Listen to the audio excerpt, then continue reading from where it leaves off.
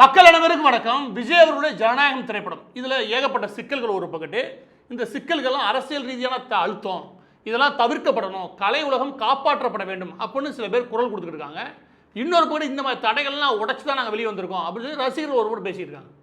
இப்பொழுது இந்த வீடியோவை பொறுத்த வரைக்கும் எதனால் தடைகள், என்ன பிரச்சனை இங்கே போயிட்டு இருக்குது ஒரு பக்கம். இன்னொன்று என்ன அப்படின்னா, புதிய பிரச்சனை ஒன்று வேற யாரும் கிடையாது, நாங்களே உருவாக்க விரும்புகிறோம். அது பிரச்சனை உருவாக்குறது கிடையாது. இந்த திரைப்படம் பின்னாடி இருக்கக்கூடிய ஒரு நிழல் உலகம் இருக்கு இல்லையா, அந்த நிழல் உலகத்தை நம்ம தெரிஞ்சுக்கணும், அதையும் சேர்த்து இதில் வெளியிட விரும்புகிறோம். எனவே இந்த ஜனநாயகம் திரைப்படம் வெறும் சென்சார் பிரச்சனை மட்டும் கிடையாது, இதில் இன்னொரு பெரிய பிரச்சனையும் இருக்குது. அது என்ன அப்படின்னா, அதையும் சொல்கிறேன், மற்றதையும் சொல்கிறேன். முதல் அந்த விஷயத்தை சொல்லிடுறேன், அது முக்கியமானது. அது என்ன அப்படின்னா, இந்த ஜனநாயகம் திரைப்படம் இல்லையா, இந்த திரைப்படத்தை எடுத்த நபர் இந்த நபர் தான். இவரோட பேர் வந்து வெங்கட் நாராயணா. அந்த குறிப்பிட்ட தயாரிப்பு நிறுவனம் இருக்கு இல்லையா, அது கேவிஎன் ப்ரொடக்ஷன்ஸ். அவங்களும் பெங்களூர் அடிப்படையாக கொண்டவங்க, கர்நாடகாவை சேர்ந்தவங்க. இந்த நிறுவனம் 2022 அதற்கு முன்பு இவர் வந்து திரைத்துறையில் எந்த அனுபவம் கிடையாது, திரைத்துறை சம்பந்தப்பட்ட நபரும் கிடையாது, சரியா? அதுக்கு முன்னாடி தயாரிப்பில் ஈடுபட்ட நபரும் கிடையாது. இவர் ஒரு ரியல் எஸ்டேட் புரோக்கராகவும், அதற்கு ஒரு 2 வருஷத்துக்கு முன்னாடி பிரஸ்டீஜ்னு ஒரு ரியல் எஸ்டேட் நிறுவனத்துக்கு சிஇஓவாக இருந்தவர், அதுல இருந்து ரிசைன்மெண்ட் வந்தவர் வச்சுக்கோங்க. எனவே இவருக்கும் திரைப்படத்துறைக்கும் சம்மந்தம் கிடையாது. இந்த நிலைமை 2022-23 2 திரைப்படம் எடுக்கிறார். அந்த 2 திரைப்படமே கன்னட மொழியில் எடுக்கப்பட்டது. 2 திரைப்படத்தோட பட்ஜெட்டே 1 கோடி தான். 1 கோடி தான் 2 திரைப்படத்தோட பட்ஜெட். 2 வருஷம் இருக்காரு. 2 வருஷம் கழிச்சு இப்போ 500 கோடிக்கு ஒரு திரைப்படம் எடுக்க போறதா அறிவிக்கிறார். அந்த குறிப்பிட்ட இடத்துல தான் எங்களுக்கு மர்மமான விஷயங்கள் தோணுச்சு. என்ன அப்படின்னா, 1 கோடிக்கு படம் எடுக்க திட்டமிட்ட ஒரு ஆள் 2 படத்தை ரிலீஸ் பண்ணியிருக்காரு. 1 கோடி தான் அவரால் எடுக்க முடியுது. அதற்கடுத்து ஒரு 5 கோடிக்கோ இல்லை 10 கோடிக்கோ எடுத்தாருன்னா அவர்கிட்ட ஒரு அளவுக்கு ஏதோ காசு இருக்கு, அதெல்லாம் முயற்சி பண்றாரு அப்படின்னு சொல்லலாம். எடுத்தடுப்புல 500 கோடிக்கு போறாரு. 500 கோடி 600 கோடிக்கு நான் படம் எடுக்க போறேன். அது தமிழ்நாடு நுழையிறாரு. அவர் ஃபார்ச்சூன், அதாவது அவருக்கு புகலிடமாக இருக்கக்கூடிய கர்நாடகா விட்டு 500 கோடிக்கு தமிழ்நாட்டில் மிக முக்கியமான நடிகராக இருக்கக்கூடிய நடிகர் விஜய் அவர்களை வச்சு எடுக்கிறதுக்கு இவருக்கு எப்படி முதல்ல அனுமதி கிடைச்சிச்சு? இந்த இடத்துல எனக்கு பெரிய மர்மமே இருக்குது.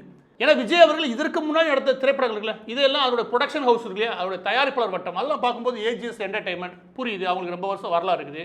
சன் டிவி சொல்லவே வேணாம், தேனாண்டர் ஸ்டுடியோஸ் அவங்களும் நான் சொல்லவே தேவையில்லை, அவங்களுக்குலாம் ஏற்கனவே எனக்கு தெரிஞ்சு 25 வருஷத்துக்கு மேலே அதில் அனுபவம் இருக்கும். எக்ஸ்பி ஃபிலிம்ஸ் அவருடைய மாமனார் நினைக்கிறேன், தாய் மாமா நினைக்கிறேன், ப்ரூட்டோ அந்த ஆள் எடுத்தது. அதுக்குள்ளே இருக்கக்கூடிய விஷயங்கள் சொல்ல தேவையில்லை, அந்த கும்பலை எடுத்துக்கிட்டு வச்சுக்கோங்க. அதுக்கப்புறம் 7 ஸ்கிரீன்ஸ் இவங்களெல்லாம் எனக்கு சந்தேகம் வரவே இல்லை. எனவே ஒரு பெரிய நடிகர் ஆனதுக்கப்புறம் அந்த அளவுக்கு அவருக்கு பட்ஜெட் போதுமான அளவுக்கு கொடுக்கக்கூடிய, அதே நேரம் அனுபவம் இருக்கக்கூடிய நபர்கள் தான் அவர் கொடுத்துருக்காரு. இதுதான் இது கடந்த 15 வருஷம் கூட வரலாறு எனக்கு தெரிஞ்சு, அவர் திரைப்படத்துக்கு பின்னாடி கூட வரலாறு. ஆனால் இந்த படம் எனக்கு ரொம்ப வித்தியாசமா இருக்குது. இந்த ஆள் நம்பி எப்படி 500 கோடிக்கு நீங்கள் கொடுத்தீங்க? இந்த இடத்துல தான் எனக்கு விஜய் மீதே சந்தேகம் வருது. எந்த சந்தேகம் வருது இல்லைங்க, இந்த நபர் இருக்கார் இல்லையா, அதுக்கு முன்னாடி ரியல் எஸ்டேட் புரோக்கராகவும் அது சம்பந்தப்பட்ட விஷயங்களை இதே நிறுவனம், எது இந்த கேவிஎன் பேர் இல்லையா, இதே மாதிரி நிறுவனம் வச்சிருக்காரு வச்சுக்கோங்க. ஆனால் அந்த நிறுவனம் மட்டும் வச்சுக்கல, இந்த 2 திரைப்படம் எடுத்து முடிக்கிறார்ல, அதுக்கு இடையில அவர் என்ன பண்ணுறாரு அப்படின்னா, 2022 ஒரு 10 நிறுவனங்களை ஓப்பன் பண்ணுறாரு. திடீர்னு 10 கம்பெனி அவன் ஓப்பன் பண்ணிட்டான். ஒரு நிறுவனத்தை ஓப்பன் பண்ணி அதில் ஐடியாவை வச்சு அந்த ஐடியாவை குக் பண்ணி அதை ஒரு சரியான நிறுவனமாக மாற்ற முயற்சி பண்ணுவாங்க. அதான் தொழில்னு வச்சுக்கோங்க.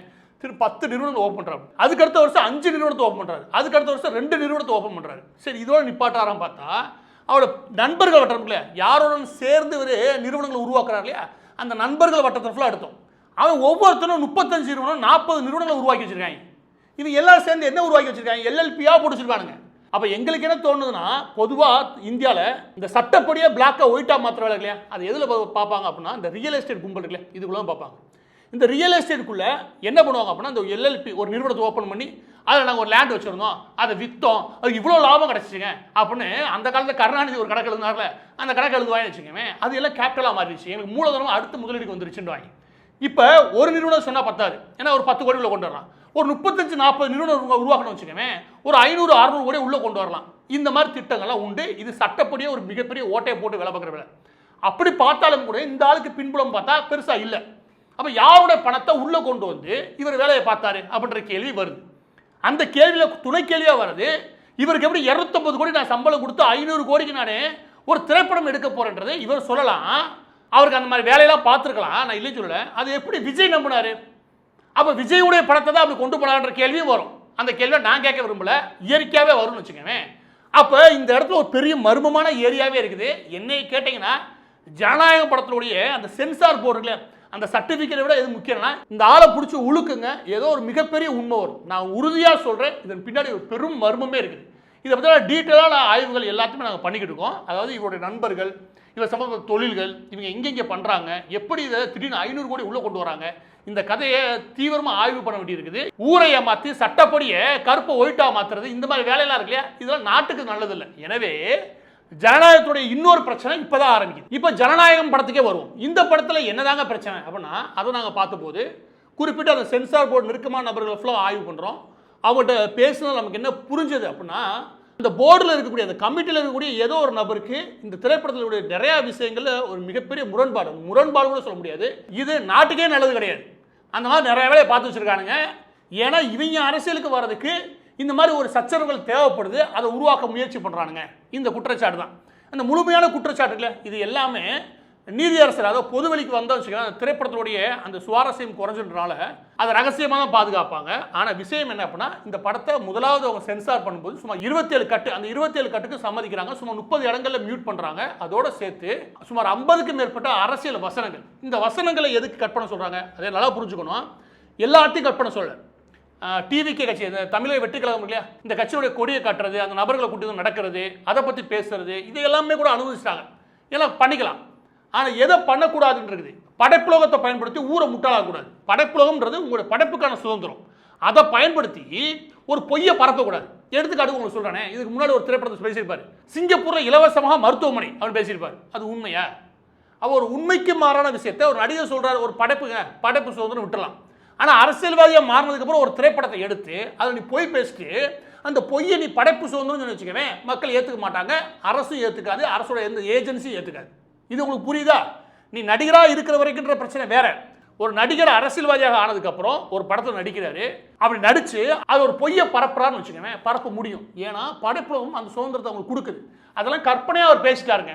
நேற்று அவர் திரைப்படத்தில் சிங்கப்பூரில் எல்லா மருத்துவமும் ஃப்ரீ அப்படி பேசும்போது அது அவருடைய கற்பனை வளத்தில் என்ன வேணால் பேசலாம், ஏன்னா திரைப்படமே கற்பனை தான் அப்படின்னு சொல்லி முடிச்சுடுவாங்க. இதே மாதிரி இந்த வட்டத்தில் உட்காந்துக்கிட்டு நீ ஒரு பொய்யை பரப்புறேன்னா, இந்தியாவில் தாங்க எதுக்கு எடுத்தாலும் வரி. பிரான்ஸ் பார்த்தீங்கன்னா வரியே கிடையாது. இப்போ நீ பேசலாமா? பேசலாம். இங்கே பார்க்கக்கூடிய வெகுஜன மக்களுக்கு அது உண்மையை நினச்சி பார்த்துக்கிட்டு இருப்பேன். இவன் இஷ்டத்துக்கு 4 வருஷத்தை பேசிட்டு போனா வச்சுக்கவே, நாட்டுக்கு எதிராக, நாட்டில் ஒரு மிகப்பெரிய நாட்டுக்கு எதிரான சிந்தனையை உருவாக்குறது. நாட்டில் ஆட்சியாளருக்கு எதிரான சிந்தனை கிடையாது, இந்த வெறுப்பை நாட்டின் மீதே உருவாக்குறது. இதெல்லாம் அப்போ இந்த தேசத்தினுடைய ஒரு கட்டமைப்புன்னு ஒன்று இருக்குது. அந்த கட்டமைப்புக்கு எதிராக ஒரு பொய்யை பரப்புறான்னு வச்சுக்கவே, அதை எல்லாமே படைப்பு சுதந்திரம்னு அனுமதிக்க முடியாது.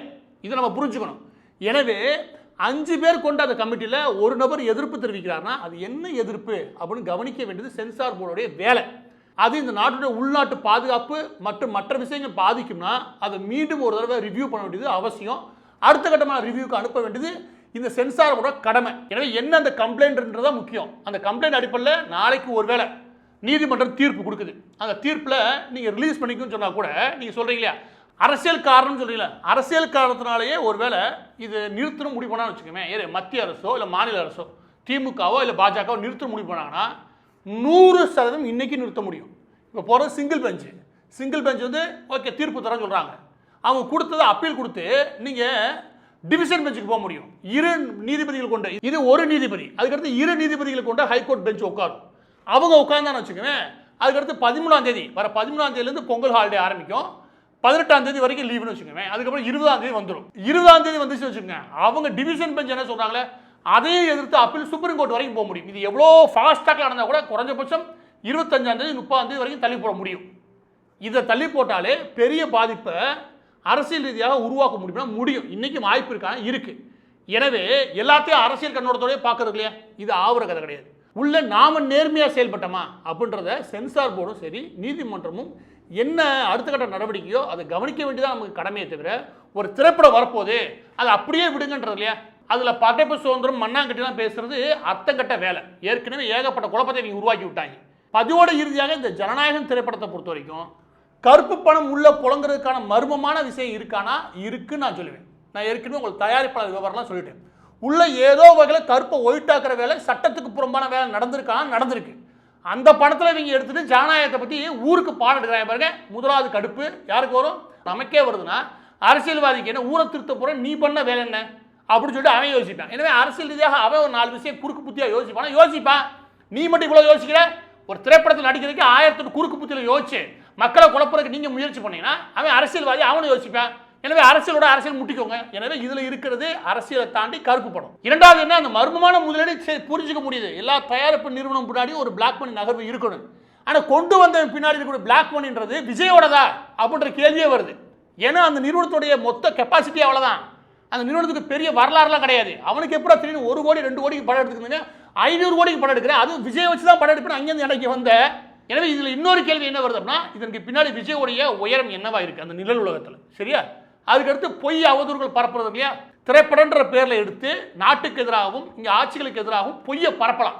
பொய்யை பரப்பிட்டு நம்ம கேட்டா அதெல்லாம் கற்பனை சொல்லி முடிச்சிடலாம். ஆனா மக்கள் மத்தியில் அது கற்பனை எடுத்துக்க முடியும். ஏன் நீங்க அரசியலுக்குள்ள வந்துட்டீங்க. அரசியலுக்குள்ள வந்ததுக்கு அப்புறம் அதெல்லாம் அரசியல் பின்புலத்துல பார்ப்பான், அதெல்லாம் உண்மை நம்புவான். இந்த அளவுக்கு இன்ஃப்ளூயன்ஸ் இருக்கும்போது இதுல நீங்க பொய்யை பரப்புனீங்கன்னா அது ஏற்றுக்கொள்ள முடியாது. பொய் அவதூறுகள் பரப்புறதுக்கான முயற்சியில் ஈடுபட்டிருக்க அந்த சினிமானா ஆமா, கடைசி இதன் மூலமா நம்ம அரசியல் லாபம் கணக்கு இருக்கானா அதுவும் இருக்கு. அப்ப அரசியல் கணக்கு உங்களுக்கு லாப கணக்கு உனக்கு இருக்குன்னா இங்க இருக்கிற திமுக ஒரு கணக்கு இருக்கும், அதிமுக ஒரு கணக்கு இருக்கும், பாமக ஒரு கணக்கு இருக்கும், விடுதலை சிறுத்தைகள் ஆரம்பிச்சு ஓபிஎஸ் வரைக்கும் எல்லா பேருக்கும் ஒரு கணக்கு இருக்கும். அவங்க கணக்கு போட போறாங்க. நீ லாப கணக்கு போட்டா அவன் ஒரு லாப கணக்கு போடுவான். எனவே இது அரசியல் சண்டை. இந்த அரசியல் சண்டையில எங்க இருந்து வருது படைப்பு சுதந்திரம்? இவ்வளவு கேவலத்தையும் பண்ணிட்டு படைப்பு சுதந்திரம், அதனால அனுமதிக்குன்னு வந்து வச்சுக்கவே. அதுவும் அனுமதி எப்போ வராங்க? இவங்க எப்போவே இப்படிதான் எல்லாத்தையும் எடுத்து வச்சுட்டு வேகமா எமர்ஜென்சி வர வேண்டியது. லாஸ்ட் அனுமதிங்க 500 கோடி போயிடும், 600 கோடி போயிடும். எதுக்கு கடைசியா வர எடுத்து வச்சுட்டு ஒரு 2 மாசம் முன்னாடி சொல்லணும் தானே. இது கடைசியில் நாங்கள் தேதியெல்லாம் குறிச்சிட்டோம். தேதியை யாரை கேட்டு குறிச்ச? இவர் தேதி குறிச்சிட்டாரா, அதுக்காக திரைப்படத்தை ரிலீஸ் பண்ணுவோம். இது என்ன கூத்தா இருக்குது? இது நாடா இது வேற என்னமா? எனவே இதுக்கெல்லாம் எந்த ஏஜென்சி, எந்த கவர்மெண்ட் ஏஜென்சியும் பணிஞ்சு போகாது, எந்த அரசியல்வாதி பணிஞ்சு போக மாட்டேன். நீ அரசியல்வாதி பத்தி 1000 பேசிக்கோ, நீ பின்னாடி என்னவா இருக்க அந்த கேள்வி வருது இல்லையா? எனவே ஜனநாயகம் திரைப்படத்தை பொறுத்த வரைக்கும் எங்களுடைய நிலைப்பாடு தான், சென்சார் போர்டு முடிவு எடுக்கட்டும், அது 2 நாள் கழிச்சு வந்தால் தப்புன்னு கிடையாது. ஆனால் நாங்கள் கேட்டுக்கிறது இந்த தயாரிப்பாளர் பின்னாடி விட மர்மமான விஷயங்களுக்கு இதற்கான கேள்விகளை உண்மைகளை மக்கள் முன்னாடி கொண்டு வருது ஒவ்வொரு அரசினுடைய கடமை. அது மாநில அரசுக்கும் கடமை இருக்குது, மத்திய அரசுக்கும் கடமை இருக்குது. 2 பேரும் சேர்ந்து இவரை புளிச்சிங்கன்னா பல உண்மைகள் வெளியே வரும். அதில் ஜனநாயகம் காப்பாற்றப்படும். எது படம் கிடையாது, மக்களோட ஜனநாயகம்.